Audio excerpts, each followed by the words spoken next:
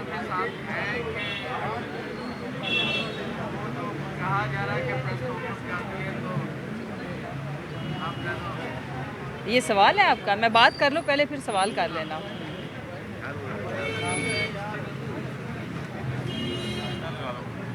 अभी भी वैसे कोई शक है? खान साहब को नहीं, वो गलत थी ना बात, वो तो फिर ट्वीट आ गया था। हाँ, वो गलत थी बात, वो बात कोई और थी। जी मैडम, एनीवे, कहीं शहबाज शरीफ की हुकूमत बन गई है और अब आपको किधर हालात जाते नजर आ रहे हैं? बिस्मिल्लाहिर्रहमानिर्रहीम। देखें, पूरी कौम जिन्होंने वोट डाला है, आप उनसे पूछें कि क्या उनको वज़ीर आज़म बनने के लिए उस जमात को या ये जो इत्तेहादी टोला है इनको किसी ने वोट दिया है? उसका जवाब मैं और कौम तो बाद में देंगे। कल इलेक्शन कमीशन ने फॉर्म 45 की शक्ल में दे दिया है। क्या कमाल महारत के साथ उन्होंने ये साबित कर दिया है कि ये सुपर रिग्ड इलेक्शन थी।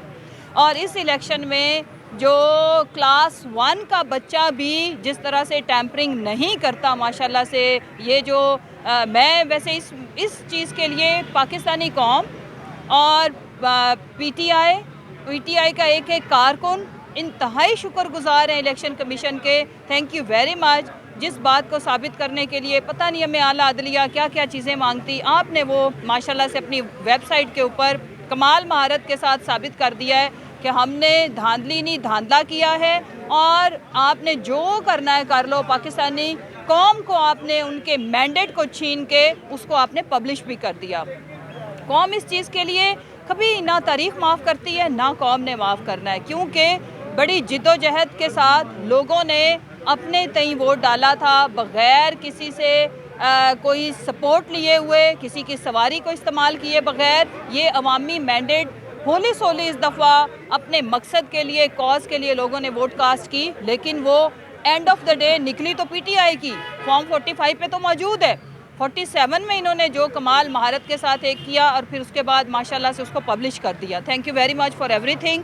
अब बात यह है कि लेकिन एक बात मैं बताना चाहती हूँ, मुझसे भी मेरे भाई ने पूछा कि क्या आप शहबाज शरीफ को वज़ीर आज़म मानती हैं? तो मैं कहना चाहती हूँ कि आप शहबाज शरीफ से पूछ लो कि क्या वो अपने आप को वज़ीर आज़म मानता है। वो नहीं मानता। साइकोलॉजिकली उसे पता था कि मुझे किसी ने वोट नहीं दिया। अगर उनको वोट मिला होता तो शहबाज शरीफ ना बैठा होता, वहाँ पर नवाज़ बैठा होता।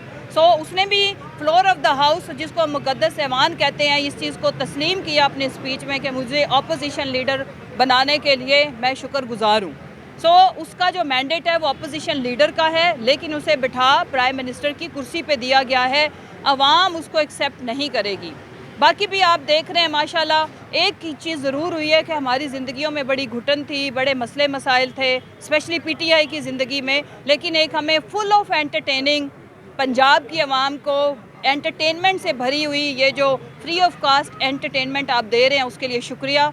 और पाकिस्तानी आवाम को मैं कहना चाहती हूँ, पीटीआई के वर्करों को कहना चाहती हूँ, अपने कारकुनान को कहना चाहती हूँ, मायूसी कुफर है, गुनाह है। हमने मायूस नहीं होना। हमने अपनी पुरअमन जमहूरी जिद्दोजहद को जारी रखना है। जीत आप चुके हैं। इंशाल्लाह ताला ये जो शिकस्त खुर्दा टोला है ये भी इस चीज़ को मान लेगा इंशाल्लाह।